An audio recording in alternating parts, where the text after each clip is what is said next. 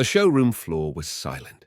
That kind of silence where money holds its breath. Cale adjusted the microfiber glove on his hand, breathing through his nose. The billionaire's Pagani sat gleaming under a skylight, its pearl-white finish untouched, except, right there, a tiny hair-thin mark, no deeper than a whisper.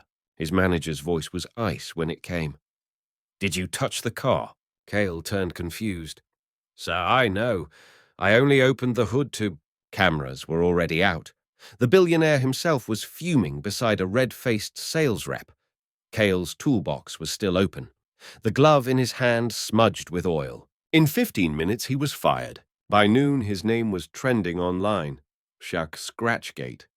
The headlines didn't care about the truth. That night, in his one-room apartment above a shuttered gas station, Cale stared at his hands and said nothing. It would be years before he touched another car. Years before he dared to sketch again. But when he finally did, what came from his hands wasn't just a fix. It was a revolution. And one day he'd park it right beside that same million-dollar car, and people would walk past it to see his. Cale Danner always moved with purpose, shoulders squared, gloves, spotless breath, measured like a pilot preparing for takeoff. Working at Drake Motors wasn't just a job, it was precision. Every day was a ballet of torque wrenches and torque specs of nervous interns fumbling near multi-million-dollar machines, while Cale, steady as stone, kept the symphony humming. But that morning something was off. The moment he walked into Bay 3, he felt it. The usual silence was too stiff, like it had been rehearsed. The Pagani sat like a predator under the skylight, blinding white sleek curves gleaming. It didn't belong here, not in the middle of routine diagnostics. That was show floor inventory, not shop floor business. Still, Cale moved forward. His name was on the clipboard circled twice. The only instruction, check the alternator housing. Owner reports high-pitched whine. He didn't touch the paint, not once. He reached under the rear intake, unlatched the lower bay, and gently pulled off the housing panel. Gloved. Clean. No tools touched bodywork. 5 minutes in, something behind him clicked. A camera shutter or a shoe on the concrete. He turned just in time to see Mr. Rogan, the floor manager, storming in red-faced. Behind him stood Benton Dre, the billionaire, and 2 influencers flanking him like camera drones in human form. "Step back from the vehicle," Rogan barked. Cale blinked. "Sir, I was just—" "Glove off, now." "What?" "Take off the glove." Confused, Cale complied. Rogan snatched it, sniffed, then turned it inside out. One small blot of oil. Then someone pointed. There, on the front panel, near the headlight. Cale squinted. It was barely visible unless the light hit it, just so a faint, curved mark no longer than a paperclip. Dre's face twisted. "Are you serious right now?" Cale's voice cracked before he could stop it. "That wasn't, sir. That's not fresh. I never even—" A phone came up. Click. Another angle. Click. Cale's badge visible. His hands outstretched in frame. "You're done here," Rogan snapped. "Wait, please. That's not mine. I didn't touch." "Security." Rogan waved someone over. "Escort him out." As they led him past the offices, heads turned, but no one spoke. No one made eye contact. Not Luke, his trainee. Not Marnie, who once baked him birthday muffins. Not even Trina, who kissed him 2 months ago behind the parts warehouse and told him he made her feel like people mattered again.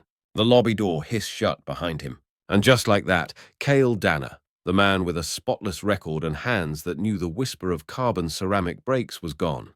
The internet had no mercy. Someone posted the video within the hour. It got picked up by a Reddit car thread by evening.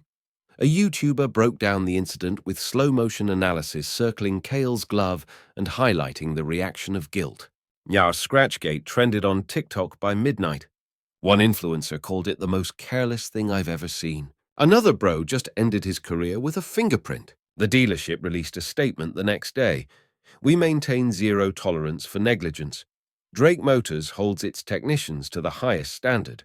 Cale sat in his rust-stained kitchen watching the words on his cracked phone. His fridge hummed behind him. He didn't eat that night. He spent the next 3 weeks applying to over 100 garages. None called back. A few sent polite rejections. One was more honest. Hey man, saw the video. Doesn't look good. Can't risk it. Good luck. The worst part wasn't the silence. It was the voicemail from his father. Son, what happened? Your aunt called me, said you're on YouTube. I I don't know what to say. Call me. He didn't. He got a job stocking vending machines by the second month. Not because he liked it, but because it was the only thing that paid under the table. His old uniform still hanging behind his bathroom door. He stared at it sometimes, half hoping it would speak, that it would tell him what actually happened in Bay 3. Some nights he replayed the morning over and over like a broken record in his head. Where had he failed? He hadn't touched the panel. He knew he hadn't. But that mark, that damn scratch. No one wanted the truth. They wanted a thumbnail. By winter, Cale had stopped checking his phone altogether. He moved in with his cousin Marcus, who let him convert the tool shed behind the house into a tiny sleeping space. No insulation, but it had a roof. And an outlet. And that was enough. He didn't talk about cars, didn't touch them. Not even the busted Civic Marcus kept threatening to junk. Until one night when the cold crept into his fingers and the silence started to sound like static. He pulled out an old notebook. Not the kind with sketches or blueprints, just a spiral one he used for grocery lists and oil change reminders. And he started drawing. Not a sports car, not a Pagani, a boxy frame, swappable power cores, exposed wiring for easy diagnostics, modular motor mounts, renewable, repairable, resist-the-hype engineering. It wasn't pretty, it wasn't fast, but it was his. And unlike that Pagani, if it ever got scratched, he'd just repainted himself. 3 months passed. Cale didn't count them by calendar dates. He counted by habits. The sound of the vending machine lock clunking shut each morning. The twice-a-week back spasms from hauling crates of soda. The Sundays he spent in the back shed, staring at sketches taped to the walls, tweaking designs no one would ever see. No one except one person. Ellie, the kid from the corner house, maybe 13, maybe 14. Always had a new scrape on his knee and a screwdriver in his hand. At first, Eli had just lingered near the shed. Then he started asking questions. Is that an alternator? No, Cale had said. Battery junction module. Oh, okay. Can I watch? Cale had nodded, thinking it would scare the boy off. It didn't. Eli kept coming back, and slowly Cale started teaching again. Not like before with talk specs and shop manuals. This was different. See how this bracket flexes under pressure? Yeah. Imagine if it was made of recycled composite. Still rigid, but cheaper and easier to replace. That's kinda genius. Cale didn't respond to that, just smiled. Sometimes Eli brought parts from his dad's junkyard job, twisted wires, cracked housings, useless fuses. Sometimes they found a way to use them anyway. And sometimes, on the rarest days, Cale forgot there was a world outside the shed at all. Until one morning in March, when a black sedan pulled up to the curb. Tinted windows, clean wheels, a badge on the grille Cale recognized from memory Ashcroft and Vale, one of the largest tech consortiums on the West Coast. A woman stepped out. Sharp blazer. Silver hair in a tight knot. She walked straight up the gravel path and knocked on the shed door. Eli opened it. Oh, he's inside. But he doesn't talk to. It's all right, she said already, ducking inside.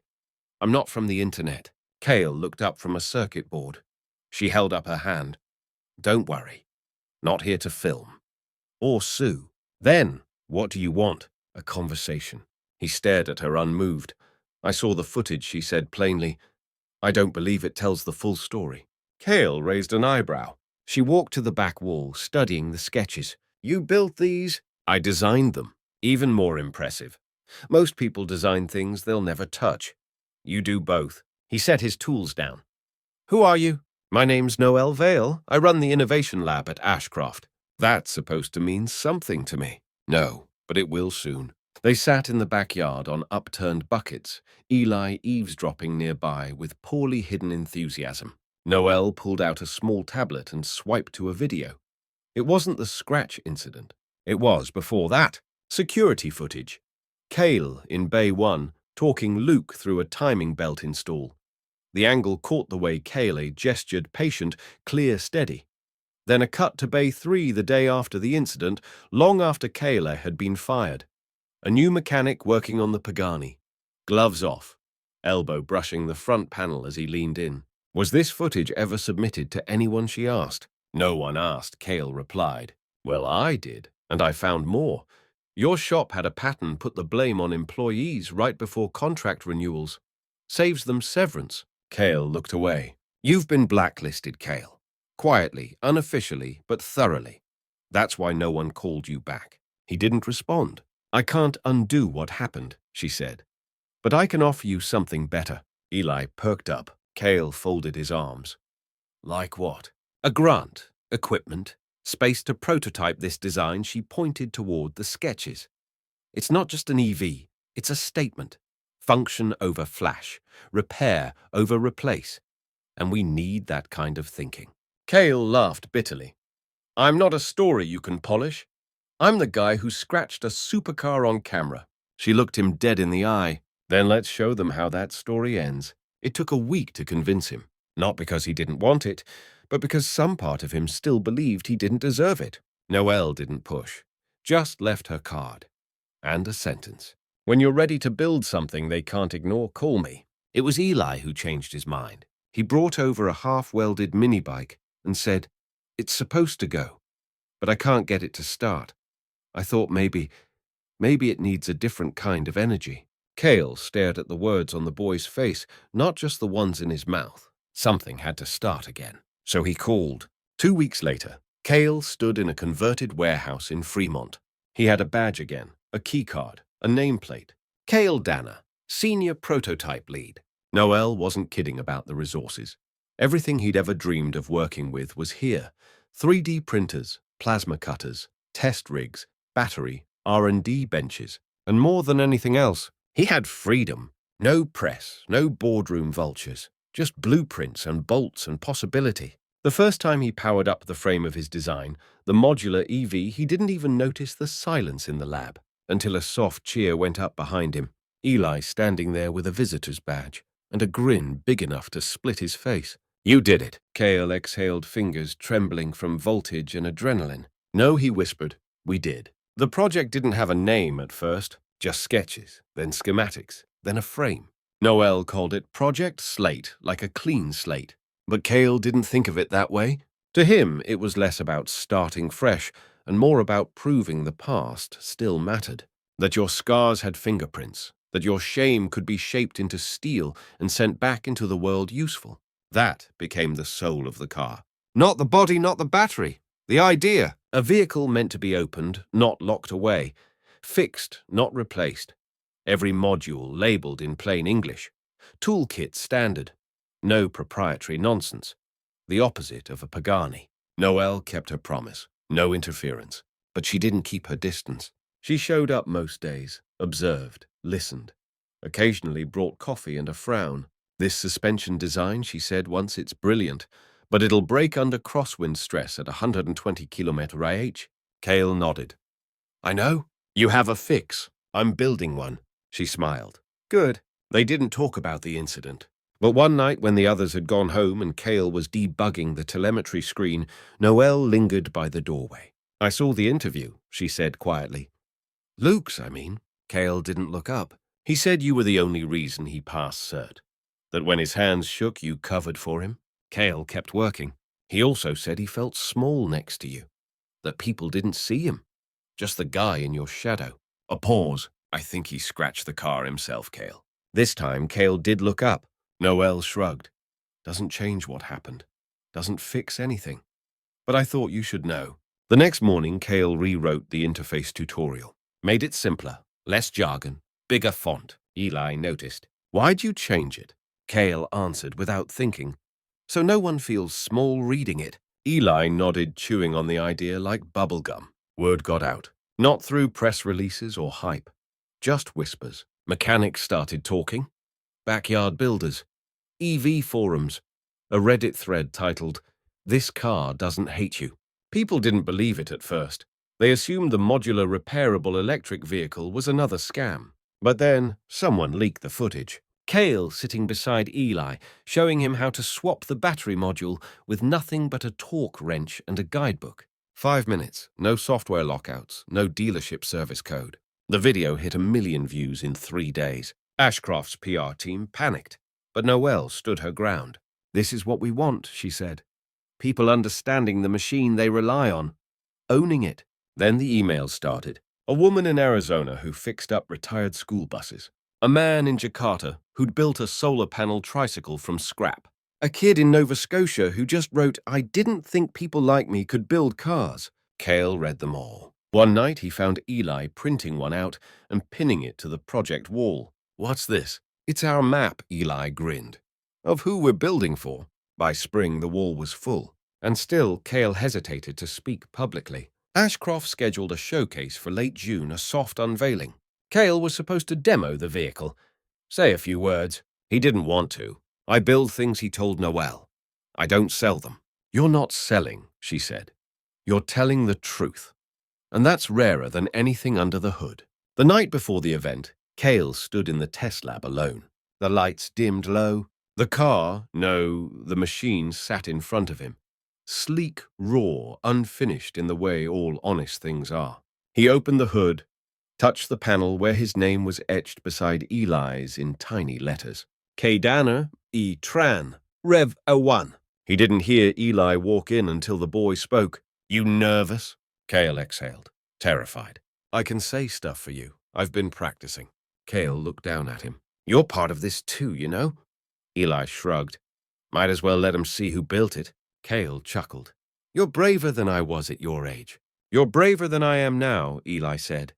Then added, "I Googled you, by the way." Cale raised an eyebrow. "You were kind of a big deal." Cale turned back to the car. "Was. Still are." A pause. Then, "Can I drive it someday?" Cale smiled. "You'll do more than that."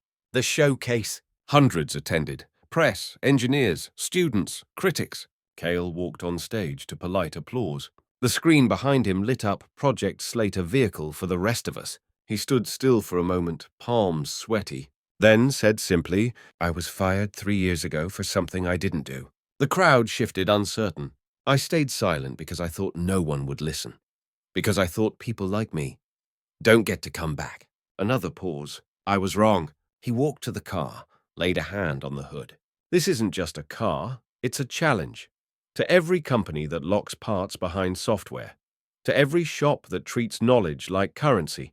To every person who ever felt too small, too slow, too poor to matter."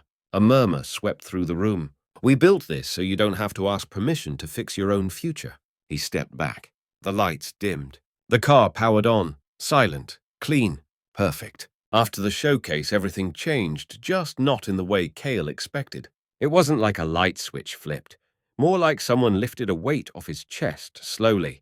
There were no fireworks, no ticker tape, just people reaching out. Real people, with real stories. A single mom in Detroit who used to fix junked Civics for side cash. A teenager from Manila who built his own electric go-kart and wanted to learn grown-up stuff. A man in Nebraska who'd once burned out trying to start an independent EV co-op who wrote, "Watching you reminded me why I cared." The wall filled faster now. Eli had to start taping letters to the ceiling tiles. Ashcroft's board wasn't thrilled. They expected viral moments and shiny ad reels. Instead, they got thousands of handwritten notes and shaky YouTube videos of dads and daughters fixing motors in garages. Noelle defended every single one. This is the movement, she told the board, not the machine, the people. But the company wanted a product they could package. And that's when the tension started to show. The pressure grew slowly. Ashcroft's logistics team suggested outsourcing parts manufacturing. The marketing team wanted to streamline the interface code for locking it down again. Cale refused. "I didn't come back to build another prison," he told Noelle. She agreed, but her eyes carried worry. "Then we need leverage," she said. "You've got trust. Use it." So Cale started talking, not just to fans, but to mechanics, welders, solar builders, off-grid, folks, DIY channels. He didn't pitch anything. He just listened. And something unexpected happened. People started building with him. They modified the designs, translated the manuals, crowdsourced tweaks for different climates. A team in Ghana redesigned the cooling unit using recycled copper. A group in Vermont built a four-seater variant with ski racks. It wasn't just a vehicle anymore. It was a movement, a living, breathing, collaborative blueprint for how machines could work for everyone. But not everyone liked it. A month later, Cale received a cease and desist, not from Ashcroft, but from Pentec Motors, a tech conglomerate that claimed part of Project Slate's modular battery resembled their patent from 2019. They threatened a full-scale lawsuit. Ashcroft panicked. Their legal team suggested pulling the project until it could be reviewed. Cale didn't panic, but Eli did. "They're going to kill it, aren't they?" he asked one night. Cale didn't answer right away. Instead, he showed Eli an old printout from the garage wall, a note from a woman named Teresa. "I lost my job last year. Started fixing up old scooters to survive. Your video helped me fix my first electric one. You reminded me I still have worth." "She didn't need Pentec," Cale said softly. "Neither do we." Noelle fought hard behind the scenes. She called in favors, pulled in indie lawyers who understood open design. She even went on record in Wired, saying if old patents can block new hope, then the system is broken, and we're here to fix that too. Her quote went viral, and then the story blew open. An investigative blog revealed that Pentec's patent had itself borrowed from public domain work done by a university co-op in India years earlier. Within days, Pentec dropped the case. No apology, but no lawsuit either. The moment the announcement hit, Eli jumped into Cale's arms. "We won." "No," Cale said, hugging him back. "Everyone did. But victories come with ripples." Ashcroft's board began re-evaluating everything. Their CFO proposed spinning Project Slate into a separate division or selling the rights to a third party. "They want to own it," Noelle warned. Cale shook his head. "You can't own trust." "They'll try." So Cale made a choice. He released the full schematics of Project Slate online. No paywall, no license fee. Just a simple line. "This vehicle belongs to everyone who believes machines should serve people, not the other way around." It triggered a firestorm. The board accused him of breaching IP protocol. Noelle stood beside him in the hearing room. "If you fire him," she said calmly, "I walk." They didn't fire him. They didn't fire her either. But the air was never quite the same after that. And yet outside those polished walls, something remarkable was happening. Workshops in over 30 countries began hosting Slate Days community build sessions. A rural college in Peru held a competition to build a cargo version. A retired engineer in Poland created an adaptive drive system for disabled users. People weren't just fixing, they were evolving. And for the first time in years, Cale didn't feel alone in the garage. The world had become one. One big, messy, beautiful, noisy garage where people made things again, together. One night, well past midnight, Cale sat under the open hood of a Slate prototype checking coolant lines. Eli shuffled in with 2 mugs of hot chocolate. "They're saying it might win an award," Eli mumbled. "The big one. The Emerson Prize." Cale sipped. "Never heard of it." "It's like the Nobel, but for sustainable tech." Cale shrugged. "They'll probably give it to a drone that feeds penguins or something." Eli smiled. "I'm glad you didn't quit when it got hard." Cale stared into the chassis. "I almost did." "What stopped you?" Cale looked over at him. "You did." The night before the Emerson Prize ceremony, Cale didn't sleep. He didn't toss or pace. He just sat on the back porch, wrapped in an old quilt, staring at the stars. The same stars he used to look at as a boy when his dad would tinker with tools under floodlights in the yard. Back when machines made sense. Back when problems were things you could touch. Eli came out quietly. Didn't say much. Just handed him a thermos and sat beside him. "Are you nervous?" the boy asked. Cale shook his head. "I already won." The award ceremony was beautiful, polished, expensive. Held in Geneva under a dome of glass and light. Technocrats, engineers, policymakers, all in sharp suits. Cale wore his one dark blazer. The elbows were worn. The announcer called his name. He stepped onto the stage. The applause rose like a wave, then softened into silence. Cale looked down at the plaque in his hand, then at the rows of faces, some curious, some proud, some skeptical, and he spoke. "I didn't build this car to win anything," he began. "I built it because I couldn't afford to wait anymore." He paused. "My first car was a hand-me-down pickup. Leaked oil like it was trying to bleed, but I knew it, understood every sound. Every hesitation in the starter, every quirk in the clutch. Laughter rippled softly through the room. I lost that relationship over time. Modern machines, they don't talk to us anymore. They lock us out, hide their bones behind polished shells and encrypted bolts. He stepped away from the podium, voice steady now. We're told we don't belong under the hood, that our hands are too dirty, that we're not smart enough, or licensed enough, or connected enough. He held up the plaque. This is beautiful, but I didn't do this alone. I'm just the frame. You, all of you who picked up the tools, are the engine. The speech made headlines. But more than that, it made waves. Slate hubs opened in cities Cale had never visited. One in Lagos, one in Vancouver, one in a refugee camp on the Turkish border. People didn't wait for permission.